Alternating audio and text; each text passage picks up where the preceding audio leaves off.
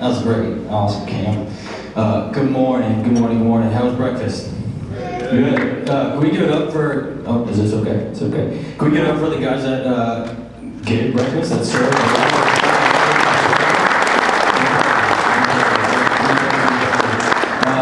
My name is Clayton. Clayton Minnick.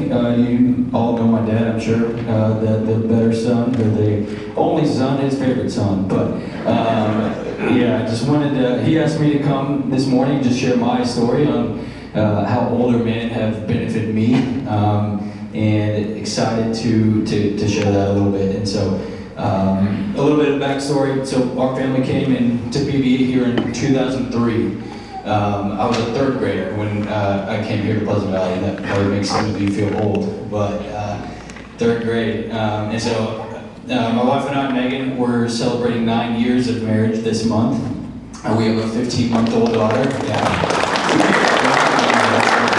We have a 15-month-old daughter named Margaret, and we serve a lot in the church. We host a community group on Tuesday evenings, and I play drums here on Sunday mornings. So again, my dad wanted me to come and talk a little bit more about kind of my story, and so I did want to just share more of my personal story of leaders in this church impacting me. This is 23 years, not 31 years of life that have been impacted by staff and servant leaders and men of this church, and so just wanted to share a little bit through that. So in reflection of that, just want to say how blessed I am to grow up in a church that relies on ordinary men to make an impact in younger people's lives. And through the impact of these servant leaders that I'll share a little bit here, I would say that they're not ordinary, but a lot of them would be humble and tell you that they are. But again, they are just more of just a big impact. And from what they did is they said yes, and I'll get into that here in a little bit.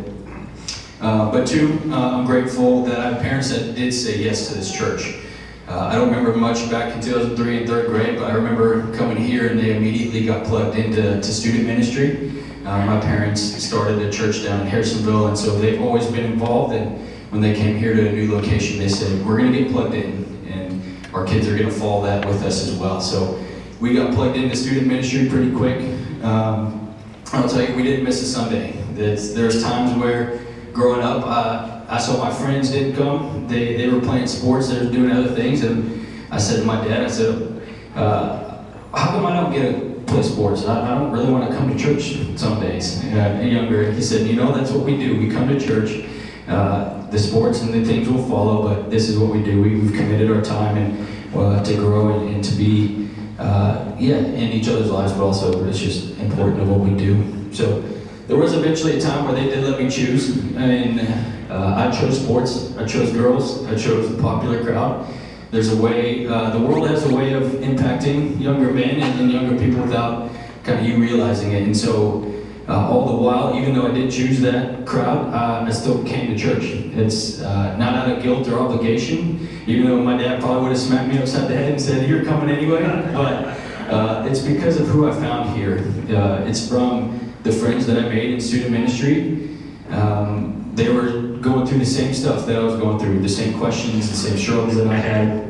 But the difference between those friends and then the friends at school is we actually got to talk about that stuff. We actually had real conversations about it, and this was just a place for us to do that. But more importantly, why I kept coming is the leaders, the men, the older men who were continuing to pour into me without even me realizing it.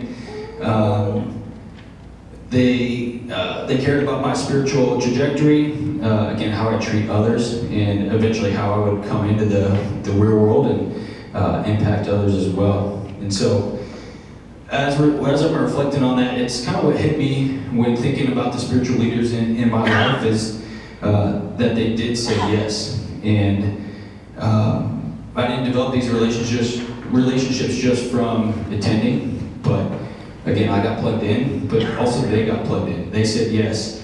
They said yes to student ministry. How many of you are in student ministry saying yes to those kids? There's a few of you guys. I thank you for that. Frank, I see you. It's, again, student ministry is a hard thing, but it's those kids need you. There's a way that the world, again, impacts you. But you have so much wisdom to give and life lessons, and that's exactly what they did. I attended community groups, D Now, Summerfest. I named a lot of guys here: Charles Small, Tim Fritzen, Frank Winfrey, Paul Howland, Leroy Klubon, Chuck Kingston. All were leaders leaders to me and a huge part of my relationship with Jesus. Elvin Holland as well. They gave so much of their time. They opened their homes, stayed up late with me to have hard conversations, and continued to check in on me.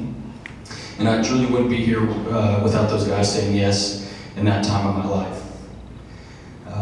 Mr. Brad Daniel, he put up with all the craziness and the things at Summerfest and across the world, in Haiti, in Thailand, in India, that I probably can't share publicly, but all the craziness that happened over there. He helped me lead me and help me have conversations with Haitian guys that were my age at that time that had never heard of the name Jesus. He poured so much of his time and effort into leading our student ministry to make an impact for the kingdom, not just here, but beyond as well. Brad also married my wife and I almost 9 years ago, which is crazy. In 2013, this was my senior year in high school, I started playing drums. Just started picking it up and wanted to start playing for a student ministry downstairs. But when I wanted to audition, I was graduating, and at the time you couldn't be in our student band without being a student. And to this day, I remember Brad Daniel came up alongside of our student pastor at the time and said, "Do for one what you could wish you could do for all." And it was that phrase, it was that one yes that he said that I then eventually started playing. Got to hurt your eardrums and blow your eardrums out for a couple of years, and it wasn't pretty at that time, but it was that opportunity that led to so many other life-giving personal relationships and opportunities. I play drums here all the time. You get to lead thousands in worship and incredible services, and more than that, again, the life-giving relationships that followed with that. If Brad didn't take that chance on me and said yes, I probably would have given up drums. I probably wouldn't be where I am today because of that one yes. And some of the names and relationships that are life-giving to me, I'll just name them as Jason Ellsworth, Nathan Adams, Brian Nelson, Jonathan Hood, Jason Wright, Gary Mathis, Jared Melma, Brad Bartlett, Patrick Jones, Sutton Porth, Doug Harrelson, Brett Kahneman, John Mills, and Chase Carlisle, and so many more to follow. It's just because they said yes. But beyond church, I owned a lawn care business for 13 plus years, not knowing much about business and owning, growing, and then eventually selling a business. I had some incredible guys that came alongside me that mentored me and taught me what I needed to know, but again, gave me countless of opportunities. Guys like Charles Small, Gary Venable, Paul Forbes, and Pastor Merle Needs as well. So they taught me kind of no matter the industry that you're in, you can make a massive impact for the kingdom. And so today I'm with Edward Jones as a financial advisor, and I get to have meaningful conversations with my clients that what's most important to them and helping them build a legacy and an impact in their financial picture. And something that's very serious and don't take lightly. And you'd be crazy to think that there's no gospel conversations and opportunities to have and just meaningful conversations and being a good steward with your finances. But I lean on guys like Ben Purnell, Scott Pfeiffer, Ryan Klippel, Jamie Mancuso, David Cooper, and again, so many others. But a lot of names that I named, and I know I'm forgetting some, but there's one name that was in every single season, and that was my dad. And man, I don't have words to say of all the grace you've given me and all the wisdom that you've given me. There's a million life lessons, there's words, encouragement. There's many times you pick me up off the floor and also smack me over the head and say, get your stuff together. But you've taught me so much. My life verse is Colossians 3:23, which is, whatever you do, work at it with all your heart, as if you're working for the Lord and not for men. He taught me to finish empty, to give everything I have, but not for my glory, not for His glory, but for Jesus.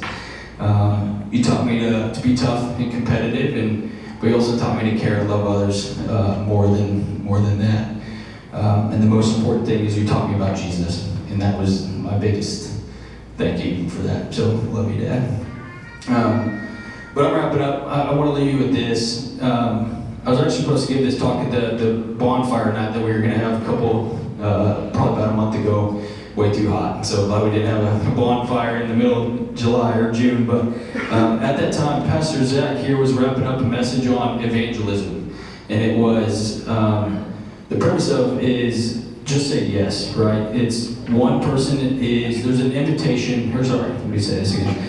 The premise being present in someone's life grants opportunities.